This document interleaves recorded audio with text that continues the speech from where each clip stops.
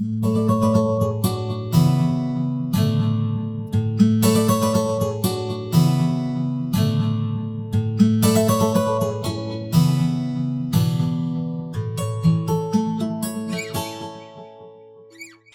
I don't know about you, but when I was a little girl, my favorite places in the entire world were like secret hidden spaces that nobody knew about and I felt like I could crawl into and hide for a while. Those are kind of still my favorite places as an adult.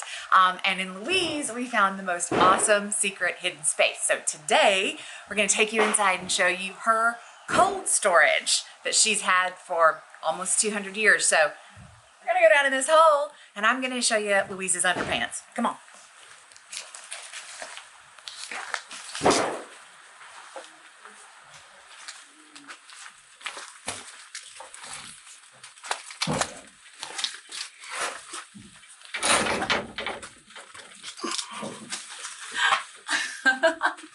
Here we are, underneath Louise.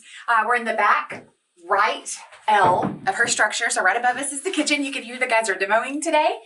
You're gonna hear a lot of clanging and banging, which we love. We wanna hear that right now. But underneath here, things are very much like they've been for the last nearly 200 years.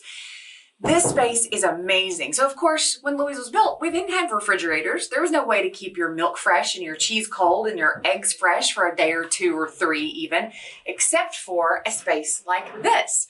So the difference between the temperature outside the house and under the house is probably a good 10 degrees. And in the summer, that's gonna be even more dramatic. But they had some construction methods down here that would have kept this space even cooler during the hot summer months. So if you look over here, you can see these are brick walls, about hip high on me, so about 3 feet high probably. And originally they had lime plaster all over them. So this was a finished space. All underneath here was a finished space. The brick walls run all the way around the perimeter of the room almost.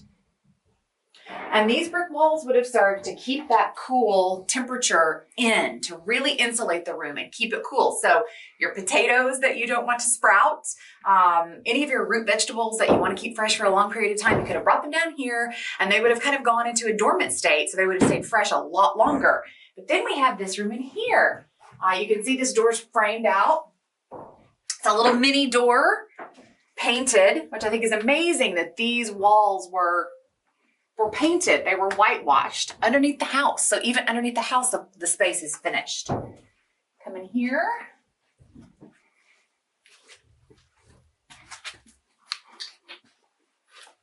And this is a true cold storage room. I love this room. It's about 15 by 15 probably.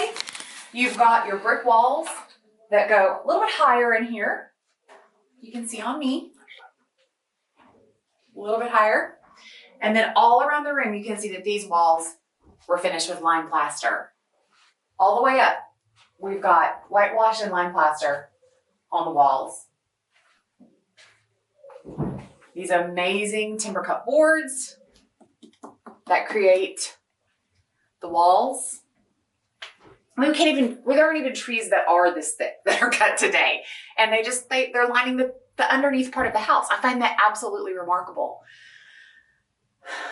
Now, the thing I really love about this are these little holes over here.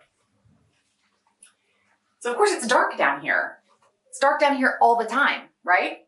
So these little holes are little candle stands that they used to put their little candle in or to hold the back of their lantern so they could see really well in here. And what I know is that the Willie children who lived here in the 50s and 60s, they played in here. They used this as a playhouse and they put their candles in here and they came down here and read their comic books and drank cola. We actually found a Royal Crown Cola bottle down here. And when Mr. Willie came back yesterday, he came back to visit us, he said, I probably drank that down there in the 1950s. So this space has a lot of history. It has a lot of history for 200 years and it just keeps going. So all up underneath the house, we've got cold storage, cellar storage. But I want to point out the construction underneath here. So this is 1870s cross timber construction up here. Now, I want you guys to think about how much water damage you've seen inside the house and the horrible condition that the roof is in. And then I want you to look at this foundation, these joists and floorboards. They look like they were milled yesterday. And that's because this timber is old growth timber. We can't get this anymore. And this is why these old houses are so strong and so firm, and they don't fall down. That's why we have to pull them down when people pull them down. And it's another reason that these houses are never tear downs. When the bones are good and the structure's good, you can save a house. Louise's undercarriage is in good shape, y'all.